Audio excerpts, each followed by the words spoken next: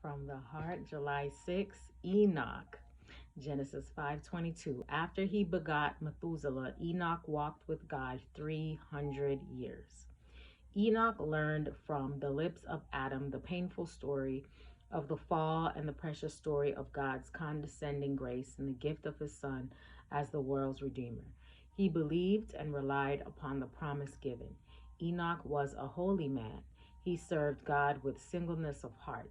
He realized the corruptions of the human family and separated himself from the descendants of Cain and reproved them for their great wickedness. They were those upon the earth who acknowledged God, who feared and worshipped him. Yet righteous Enoch was so distressed with the increasing wickedness of the ungodly that he would not daily associate with them, fearing that he should be affected by their infidelity and that he might not ever regard God with that holy reverence which was due his exalted character. His soul was vexed as he daily beheld them trampling upon the authority of God.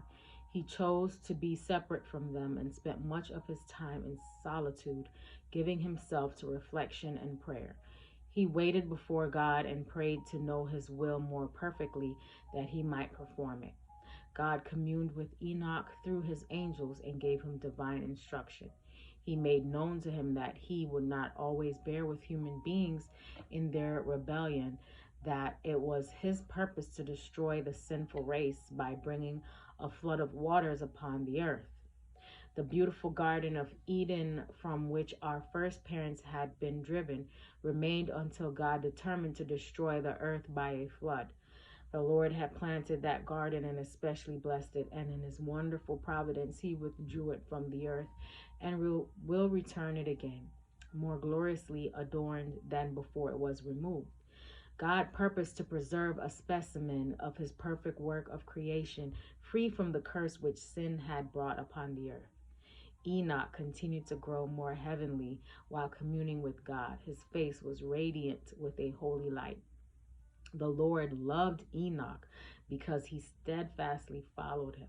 He yearned to unite himself still more closely to God, whom he feared, reverenced, and adored.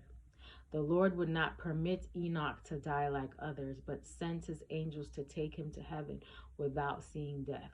In the presence of the righteous and the wicked, Enoch was removed from them. Hope you have a great day today. Live from the heart.